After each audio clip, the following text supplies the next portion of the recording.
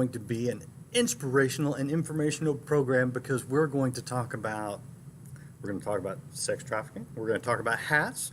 We're going to talk about entrepreneurship. We're going to talk about empowering people. And so I have a wonderful guest. She is an author. She is an entrepreneur. She is a warrior for very good, right things. And so I'm excited to talk to Brandi Voth. And I'm just telling you, if you haven't heard of her, you're going to love her by the end of this. So, Brandi, good to have you with us today. There. Thanks for having me. I'm always grateful to be invited onto a new platform and meet a new audience and a new host. So I'm excited. Yeah, and shout out to our mutual friend Tennille for connecting us. I'll just give her that due. She's amazing. I love that gal. Yeah, she's fun. Her and Todd are great. Okay, so I'm going to show people a website here. This is the Power Project, and you can see on the edge of it her book called The Power Project as well. She's got a podcast by the same name, and it's all power project stuff. So let's just start at the top, and you tell us what is that?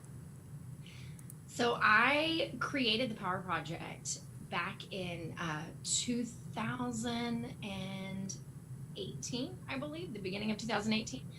And I had this idea that I just wanted a place similar to what you're doing on Facebook where I could really spotlight women that were leading in the space of ministry, nonprofit, business, because I was encountering a lot of females that had a lot of limited mindset. And I was seeing this in business while at the same time I was working with some different nonprofit organizations and survivors of human trafficking, and they didn't have the limited mindset. They were doing the big things in life. And so I created this.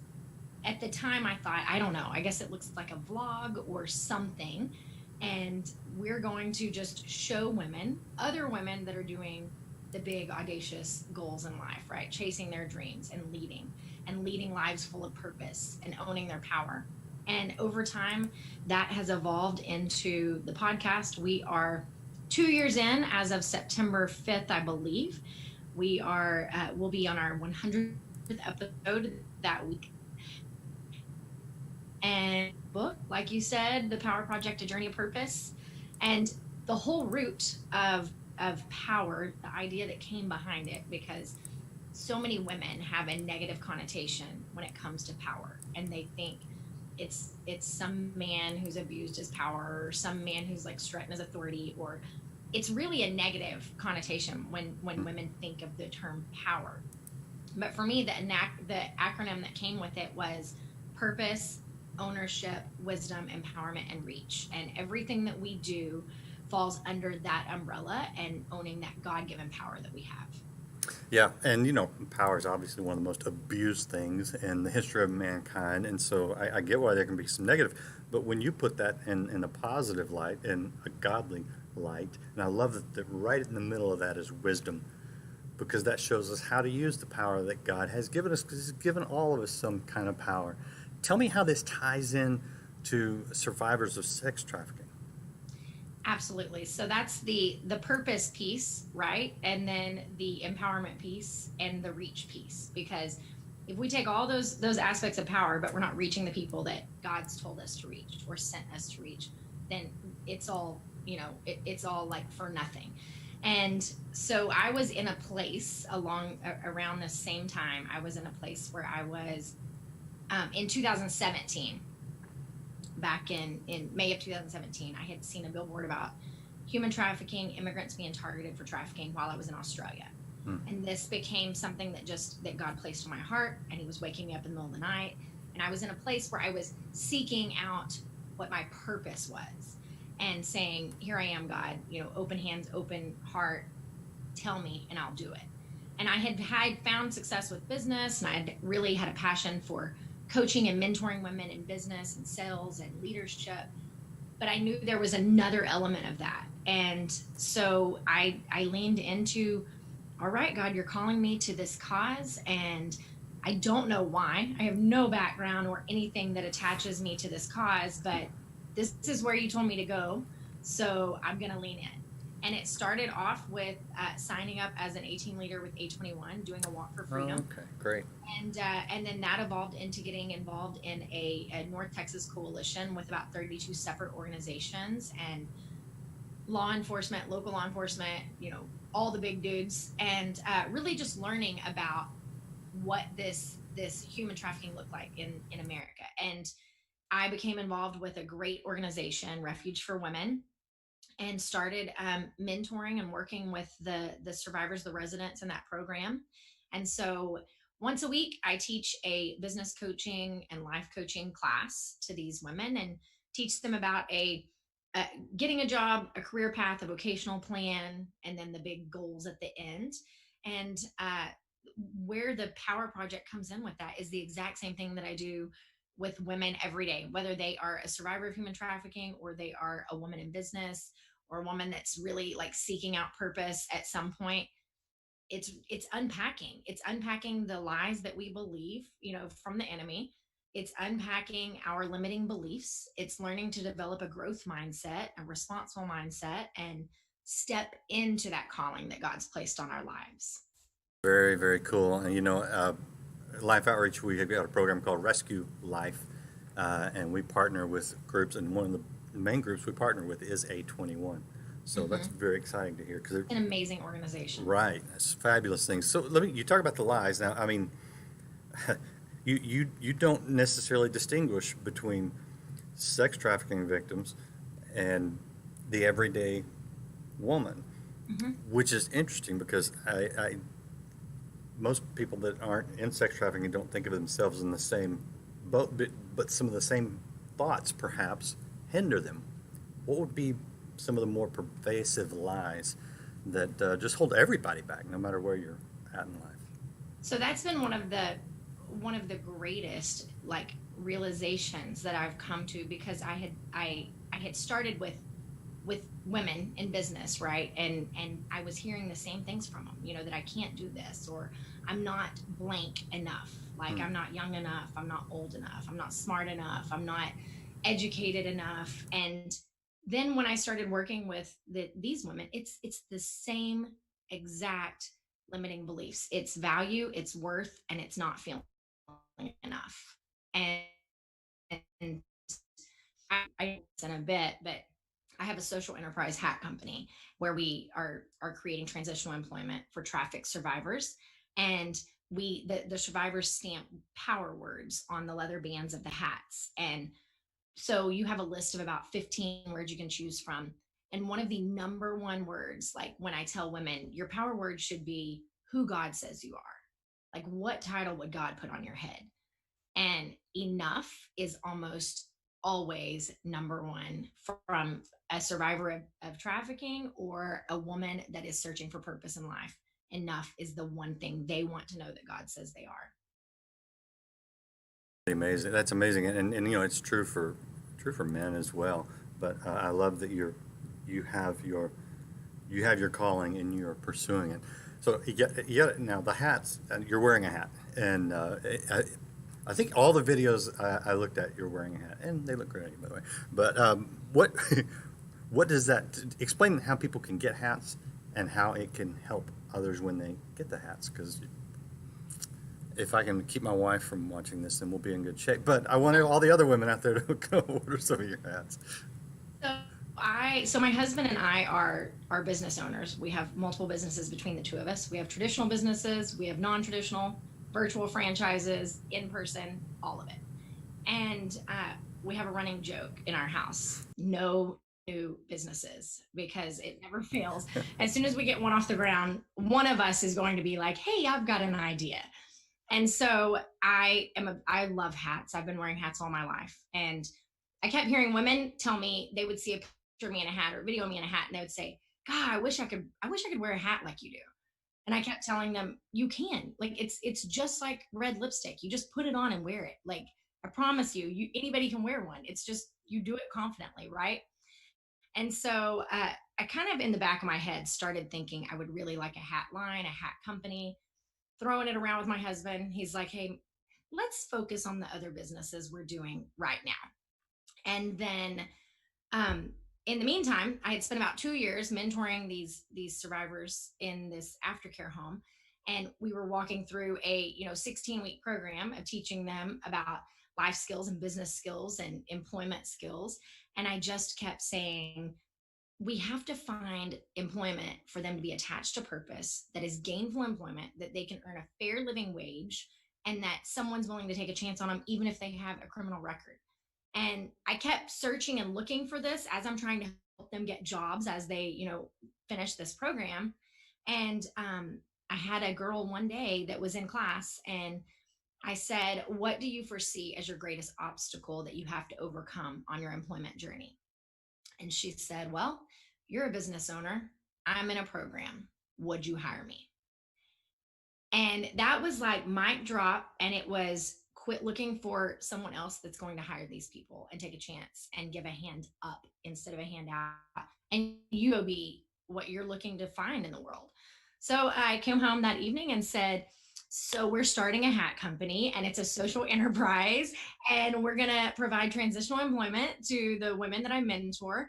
And then we're also going to open it up to all the other organizations that I work with, and we're going to provide transitional employment for their survivors that are in their aftercare programs.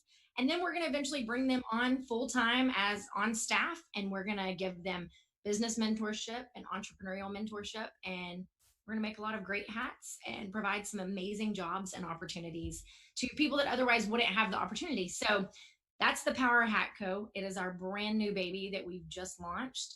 The website's up. You can pre-order right now. Hats will be shipped out the beginning of October. We have, this is one of the straw hats that we have. And then we have some really beautiful felt hats. And not only are we providing transitional employment, but we're also partnering with organizations that we support that are fighting human trafficking. And we are donating a portion of proceeds to those guys because 2020 has been really hard on nonprofits, and a lot of donations dried up. Grants have been reallocated. And so we're trying to help them get money to keep doors open and people in beds and people housed and people fed in any way that we can. Okay, so I know a lot of people right now are going, wow, this girl's amazing. She started all these things. She's helping all these people. Um, I wish I could do that. What do you tell people that are thinking, I can't, I can't really do that. I'm not in a position. I don't have the resources. I don't, right? What's your starting point for someone that feels like they're called to do something, but they just don't know how to go about it? That's an awesome question, and I really appreciate you asking that, because I never ever want to miss an opportunity to tell someone, don't be inspired by my journey, like come join me, like link arms, Mm. take a step out in faith, because my sole mission with every single podcast, with the 97 podcast episodes I've put in the world, with every single word of the book, with every single speaking engagement, my mission is to bring leaders alongside of me, that we can create this massive tidal wave of impact in the world. And so the first step to this is to adopt the mindset that can't is a four-letter word. Like in my kid has a can't jar that looks like a swear jar, and he has to put $1 in it every time he tells me that he can't, because I can do all things through Christ who strengthens me. Like with God and Google, we can do anything. I promise you. So for the person who's sitting at home thinking, gosh, okay, she's done all these things, but I can never do that. You could. Like, I was a stay-at-home mom for 10 years. I have no college degree. What I do have is grit and tenacity and work ethic and fearful obedience. Like, I know at this point that if I were to not follow the call that God is calling me to and take the steps of faith that he's asked me to take, I'm being disobedient. I mean, to whom much is given, much is expected. Like, it's that kind of obedience that I'm taking every single day, because in all honesty, it would be easier to sit at home and just keep, making money off the businesses I've already built. So if you're at home and you have a call in your heart, and you don't even know where to start, I start doing some personal development, start digging in, start talking to God, and start figuring out, who are you? What are your strengths? How do you show up for others in life? How do you serve people around you? And then just start saying, literally what I said was yes over and over and over. When I was waking up in the middle of the night at 2 a.m., 3 a.m., 4 a.m., knew there was a call on my heart, didn't know what it was, I literally would say, okay, God, yes, but I need you to show me what it is. I need you to tell me what it is. I need you to like give me some direction. And then though, you have to put one foot in front of the other and take a step. Yeah, and that's hugely important because it's one thing to think and to wish and to pray, and you got to do. That's the faith. Faith without works is not. It's a dead end. It's Yes. gotta you got to do it. Okay, so the women that you're employing, the woman that said, would you hire me? And now you're hiring them. How is this impacting them? So in okay, so there are multiple organizations in North Texas that are housing residents in an aftercare facility where they are working on a restoration piece, and they're helping them heal from past traumas. They're helping them unpack what they've been through. Most of them are in the faith-based organizations I work with. This is the first time they really are able to have a relationship with Jesus and learn who they were created to be, that they were created for purpose, on purpose.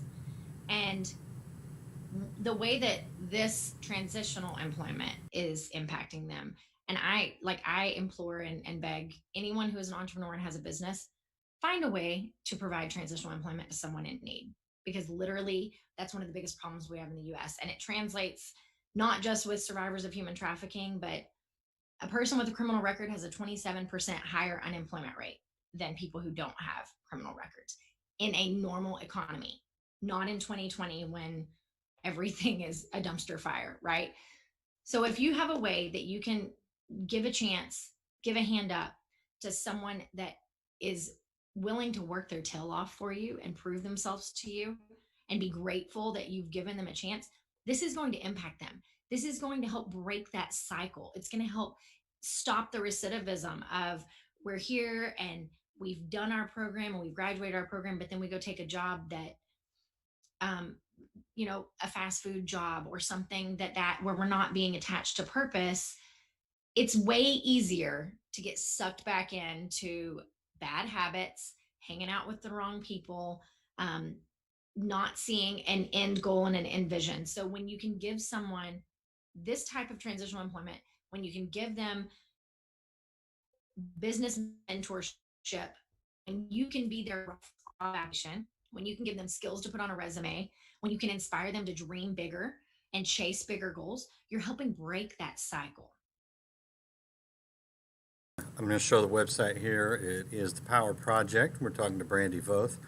And the URL is in the chat as well.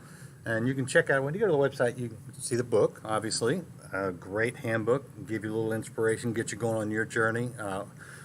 Whether it's starting something or partnering with Brandi or partnering with someone in your area, we just got to get out there and take some of the steps.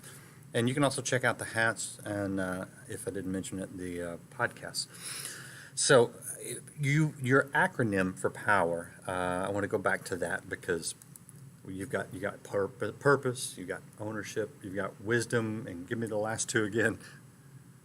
Empowerment. Empowerment And reach. and reach. Okay, what run through those real quick. Just give us a quick overview so that people can understand sort of the secret and the sauce. Okay, so I think that purpose is this buzzword recently. It's something I've been digging into for several years, and it's what God created you and uniquely you to do on the face of this planet in the time that you're here. It's not something we have to go out and search for externally, like so many people think. It's internal. Like God's put it in you. He's put some call on your heart, some desire on your heart, some way that you show up. My favorite example is if you make the best apple pie in the world, you can serve your community and your purpose with that apple pie. You just have to lean into it, right? And then ownership is taking ownership of the power that God's given you, taking ownership of your business, your life, your call. It's not having that employee mentality, right? It's not having that I'm just surviving, but I'm thriving mentality. Like taking ownership of all aspects of your life that God has given you to not waste. And then wisdom is knowing that we need knowledge, but not just knowledge. We need to seek wise counsel from others that have gone before us. We need to seek what the Bible tells us to do. We need to ask God, talk to God. It's being able to take the knowledge plus the experience plus the action plus all of the wise counsel and put it into a package. And then empowerment is knowing that God has placed this power within you. He's given you this power, Ephesians 3:20, and you're supposed to go forth and use this power to the best of your ability. So that's the empowerment piece. And I know some people kind of like buck their heads at empowerment. Sometimes in the faith community, we get it twisted, but it's fully being like instilled with the power that's within. And then reach is making certain that you're reaching more than just the people right in front of you, because you should constantly be reaching new people. If you're seeing the same people every single day, if you're talking to the same people, going to church with the same people, eating dinner with the same people, chances are like you're not reaching all of the people that God wants you to reach in this world. So it's reaching out to those that you would not ordinarily speak to. It's smiling at the man standing on the corner with a sign in his hand and just telling him that Jesus loves him. It's reaching those that God wants you to reach that may not be ones that are necessarily within your grasp. Yeah, yeah. So I keep hearing a recurring theme, and that is faith and God. Obviously, that's significant to you. Why do you think that that is a necessary ingredient? And is that just sort of your thing, or do you think that that's sort of, I mean, can you really do all the things you're talking about without God? I'll be completely honest. I have had this conversation so many times. I've been raised knowing Jesus since I was 4 years old, right? I've definitely had times that I haven't been close to him. I've strayed from him. I've done my own thing. I found it works way better when I follow his call and not my own. He kind of knows better than I do. But in this, I don't know how a person goes in search of really like a purpose journey without acknowledging your creator who created you for the purpose.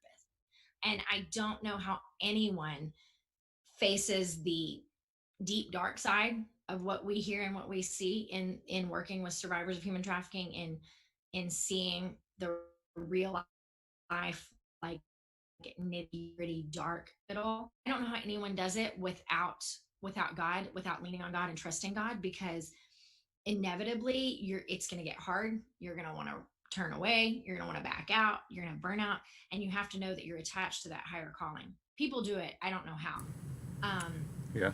I mean, even listen, I don't know how people stay married that don't trust in God, honestly, because like if you don't understand grace and are able to extend grace, like I don't know how anybody stays married. That's funny. Oh man, Lord knows my wife has had to exercise lots of grace in the 30 years.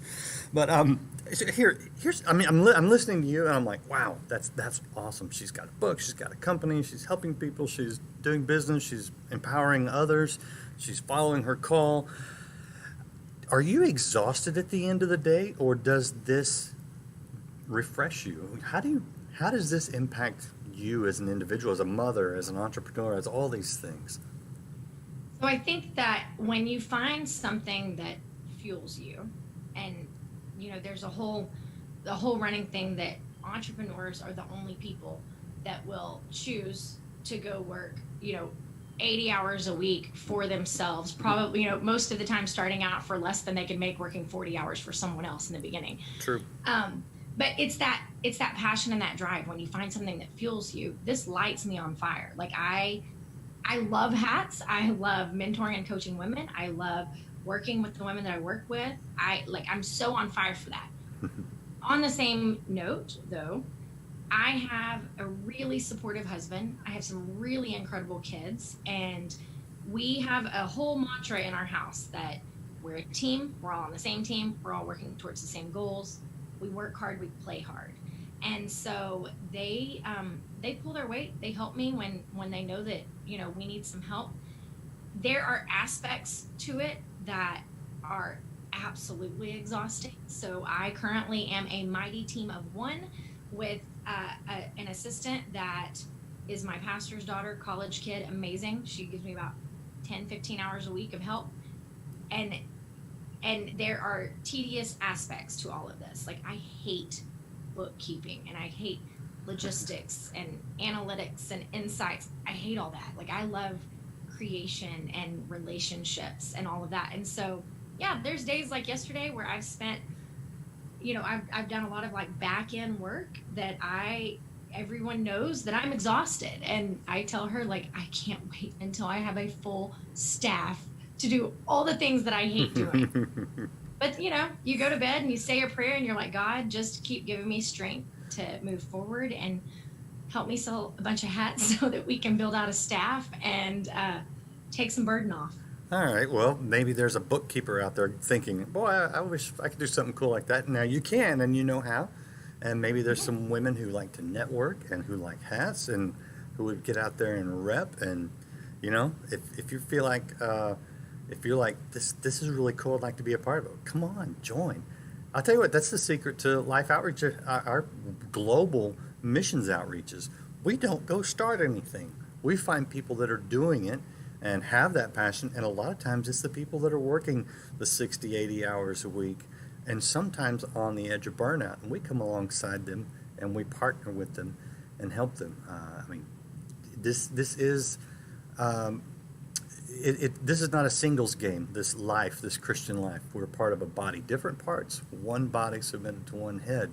That's the secret of really doing things. So if you're feeling like maybe this is something you want to jump in and do, go to thepowerproject.com. It's the-powerproject.com, or just Google Brandi Voth and you'll find it. And if you really can't find it, you can always email us. We'll connect you.